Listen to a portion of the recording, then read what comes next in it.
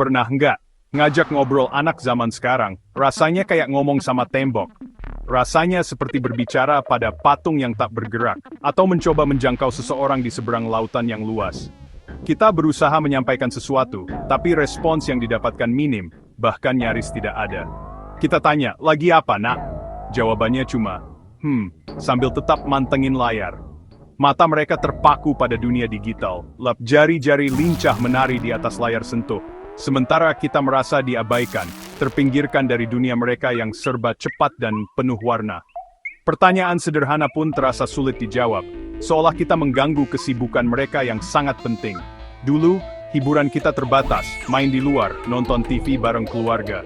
Kita menciptakan petualangan sendiri di alam terbuka, atau berkumpul di depan layar kaca untuk menikmati acara kesukaan bersama. Interaksi sosial terjadi secara alami. Obrolan mengalir begitu saja tanpa hambatan. Sekarang, dunia mereka ada di genggaman, penuh notifikasi dan konten seru. Setiap detik adalah kesempatan untuk menjelajahi informasi baru, terhubung dengan teman-teman di seluruh dunia, atau sekadar mencari hiburan tanpa batas. Notifikasi yang berdering tanpa henti menjadi pengingat akan dunia digital yang selalu hadir dan menuntut perhatian. Bukan salah mereka, bukan juga salah kita. Zaman memang berubah. Perubahan ini membawa serta tantangan baru dalam berkomunikasi dan membangun hubungan yang bermakna. Kita perlu memahami perbedaan generasi dan mencari cara untuk menjembatani kesenjangan yang ada. Anak-anak lahir di tengah tsunami informasi. Mereka tumbuh besar di lingkungan yang dipenuhi dengan rangsangan visual dan informasi yang tak terhitung jumlahnya. Otak mereka terus-menerus diproses dengan data, sehingga sulit untuk fokus pada satu hal dalam waktu yang lama. Perhatian mereka diperebutkan ribuan hal yang adiktif. Aplikasi, game, video, dan media sosial bersaing untuk mendapatkan waktu dan perhatian mereka. Setiap notifikasi adalah godaan untuk meninggalkan percakapan dan kembali ke dunia digital yang lebih menarik. Kita bukan lagi sumber utama cerita atau pengetahuan. Dulu, orang tua adalah sumber informasi utama bagi anak-anak mereka. Sekarang, anak-anak dapat menemukan jawaban atas pertanyaan mereka dengan mudah di internet. Sekarang, Google dan YouTube yang jadi andalan. Mereka menjadi guru, teman, dan sumber hiburan bagi anak-anak. Informasi tersedia di ujung jari mereka, dan mereka dapat belajar apa saja yang mereka inginkan kapan saja mereka mau. Akibatnya, obrolan jadi hambar, cuma soal PR, jadwal les, atau makan. Percakapan yang bermakna dan mendalam semakin jarang terjadi. Kita kehilangan kesempatan untuk terhubung dengan anak-anak kita pada tingkat yang lebih dalam. Padahal yang kita rindukan adalah koneksi emosional, obrolan dari hati ke hati. Kita ingin berbagi pengalaman, mimpi, dan ketakutan kita dengan anak-anak kita. Kita ingin mereka merasa dicintai, didukung, dan dipahami. Langkah pertama, terima kenyataan ini tanpa menghakimi. Sadari bahwa teknologi adalah bagian tak terpisahkan dari kehidupan anak-anak kita. Jangan mencoba untuk melawan arus, tetapi belajarlah untuk beradaptasi dan mencari cara untuk terhubung dengan mereka di dunia digital. Jangan buru-buru melabeli anak kecanduan gadget. Label negatif hanya akan membuat mereka merasa disalahpahami dan semakin menjauh dari kita. Cobalah untuk memahami mengapa mereka menghabiskan begitu banyak waktu di depan layar dan apa yang mereka dapatkan dari sana. Dunia digital memang menarik. Ia menawarkan berbagai macam hiburan, informasi, dan kesempatan untuk terhubung dengan orang lain. Tugas kita, cari celah, masuk ke dunia mereka, dan bangun jembatan komunikasi baru. Belajarlah tentang game, aplikasi, dan media sosial yang mereka gunakan. Tunjukkan minat pada apa yang mereka lakukan di dunia digital. Bukan soal melarang teknologi, tapi hidup berdampingan dengannya. Ajarkan mereka tentang penggunaan teknologi yang bijak bertanggung jawab.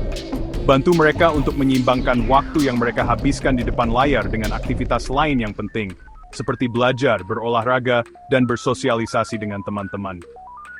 Jadikan teknologi alat, bukan tembok pemisah. Gunakan teknologi untuk terhubung dengan anak-anak kita, bukan untuk menjauhkan mereka. Kita harus kreatif, relevan, dan terbuka untuk membangun koneksi yang lebih dalam. Cari cara baru untuk berkomunikasi dengan anak-anak kita yang sesuai dengan minat dan gaya hidup mereka. Tantangan kita sekarang, bukan sekadar ngobrol. Ini bukan hanya tentang bertukar kata, tetapi tentang membangun hubungan yang kuat dan bermakna. Tapi merebut kembali perhatian anak di tengah derasnya arus digital.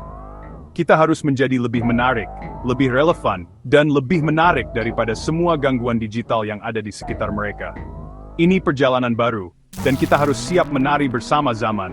Kita harus belajar, beradaptasi, dan tumbuh bersama anak-anak kita di era digital ini.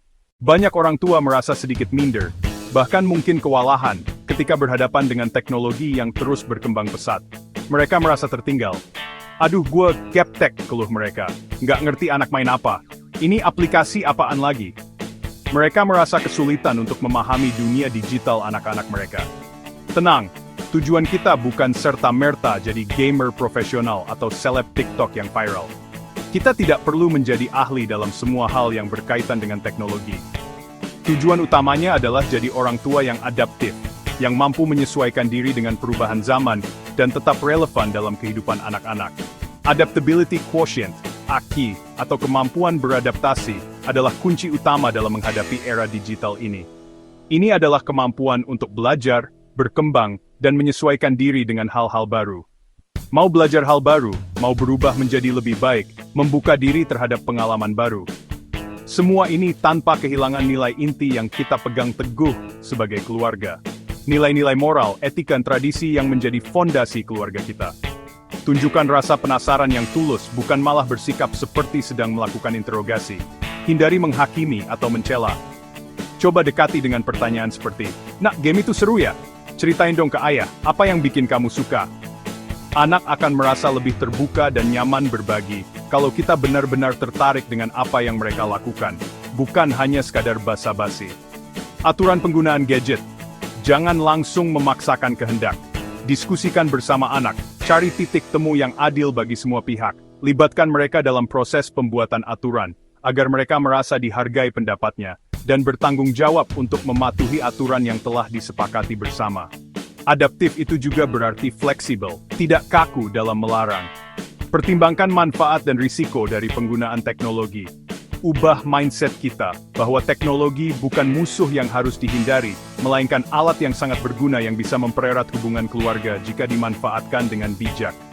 Manfaatkan teknologi untuk menciptakan quality time yang bermakna, nonton film atau serial favorit bersama, atau main game seru bareng.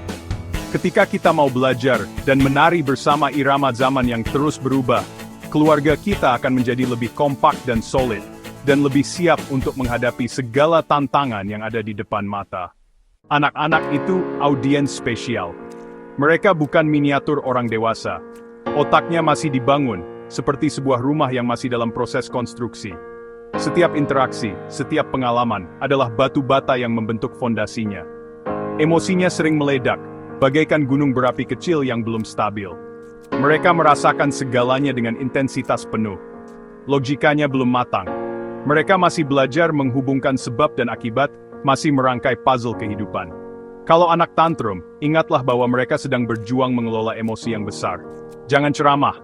Ceramah hanya akan memperburuk keadaan, karena otak mereka sedang tidak dalam kondisi reseptif untuk menerima informasi logis. Validasi dulu emosinya. Akui perasaan mereka. Tunjukkan bahwa Anda memahami apa yang mereka rasakan. "Oh, kamu marah ya? Ayah ngerti, pasti kesel." Dengan begitu, anak merasa didengar dan dihargai.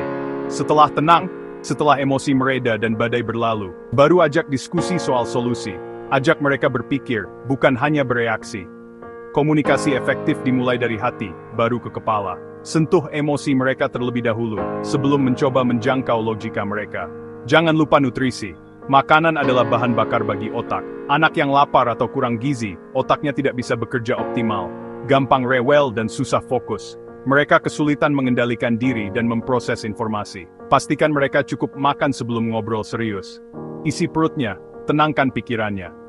Lingkungan positif juga penting. Ciptakan suasana yang aman dan mendukung. Pelukan, pujian, dan senyuman memperkuat otak anak. Mereka merasa dicintai dan dihargai. Stres dan teriakan justru merusak perkembangan otak. Hal itu memicu respons stres yang menghambat pembelajaran dan pertumbuhan. Jadi, kadang solusi anak ngambek itu bukan nasihat, bukan pula hukuman, tapi sepiring nasi hangat, segelas susu, pelukan erat. Jadilah arsitek otak anak dengan kasih sayang dan perhatian. Bangun di PK dengan cinta. Komunikasi dengan anak dimulai sejak dalam kandungan, bukan saat mereka bisa bicara. Janin sudah bisa mendengar suara ibu sejak trimester ketiga. Suara ibu jadi soundtrack pertamanya. Emosi ibu juga menular ke janin. Bahagia atau stres, semua terasa. Dukungan ayah dan lingkungan sangat penting untuk kesehatan mental ibu. Masa kehamilan adalah periode orientasi, membangun fondasi rasa aman dan cinta. Pesan sederhana, kamu aman, dinantikan, itulah bekal awal kepercayaan diri anak. Anak meniru, bukan cuma mendengar. Itulah kerja mirror neuron di otak mereka. Kita bisa ceramah soal sabar, tapi kalau kita sendiri gampang marah, itu yang mereka tiru. Sikap kita pada gadget, sopan santun, bahkan cara menghadapi masalah, semua jadi contoh nyata. Anak belajar dari apa yang kita lakukan, bukan yang kita katakan. Zona bebas gadget di meja makan. Mulai dari kita dulu. Ingin anak suka membaca, tunjukkan kita juga suka baca. Perubahan perilaku anak dimulai dari perubahan perilaku kita. Jadilah role model yang ingin kita lihat pada anak. Kebahagiaan keluarga nggak harus mahal. Sains bilang, hormon bahagia, dopamin, oksitosin, serotonin, endorfin, bisa diciptakan lewat hal sederhana. Main bareng, pelukan, pujian, nostalgia dan tawa bersama, semua memicu hormon positif. Buat permainan kecil, beri tanggung jawab, dan rayakan pencapaian anak. Peluk anak minimal 8 kali sehari, duduk berdekatan, atau sekadar ngobrol santai. Ingat kenangan lucu bareng, tanya apa hal paling seru hari ini. Tertawa dan bergerak bersama, seperti menari atau main kejar-kejaran, lepaskan endorfin. 10 menit berkualitas setiap hari cukup untuk mempererat ikatan keluarga. Kombinasikan pujian, pelukan, kenangan, dan tawa, koktail bahagia siap disajikan. Komunikasi pun jadi lebih lancar dan hangat. Di balik teknik komunikasi, ada fondasi yang lebih dalam niat baik dan doa. Sebelum bicara, luruskan niat ingin membantu, bukan menghakimi. Niat tulus membuat kata-kata dan nada kita lebih lembut, anak pun lebih mudah menerima. Doa adalah afirmasi positif, bentuk penyerahan dan harapan. Mendoakan anak memberi ketenangan dan kekuatan, mengingatkan kita bahwa kita tak harus sempurna. Kelembutan adalah manifestasi niat baik. Saat anak salah, dekati dengan empati, bukan amarah. Bisa cerita kenapa, lebih membuka dialog daripada langsung memarahi. Anak yang didekati dengan kelembutan lebih mudah belajar dan jujur. Keluarga itu seperti orkestra ayah dan ibu, punya peran unik yang saling melengkapi. Ibu biasanya jadi pelabuhan emosi, tempat anak belajar empati dan rasa aman. Ayah sering jadi pendorong, mengajarkan keberanian dan resiliensi. Anak butuh keduanya pelukan hangat ibu dan dorongan semangat ayah. Kuncinya, kompak dan saling menghargai peran masing-masing. Jangan bertentangan di depan anak, diskusikan aturan saat anak tidak ada. Saling dukung, ketika anak melihat orang tuanya sebagai tim solid, ia merasa aman dan belajar menavigasi hidup dengan seimbang. Harmoni ayah ibu adalah bekal anak menghadapi dunia. Jadikan keluarga tim yang kuat, bukan dua kubu yang bersaing. Sains dan iman bukan musuh, tapi pasangan yang saling melengkapi. Sains memberi kita manual book tentang otak dan perilaku anak. Iman memberi kompas moral dan makna. Jangan terjebak di salah satu kubu. Gabungkan keduanya untuk pengasuhan yang utuh. Pahami tantrum anak dengan neuroscience. Responi dengan kesabaran dari ajaran agama. Jadikan diri role model dengan ilmu psikologi dan teladani akhlak mulia dari kitab suci. Dengan sains dan iman, kita membesarkan anak yang cerdas, emosional, dan kokoh spiritual. Inilah generasi tangguh dan bahagia yang kita impikan.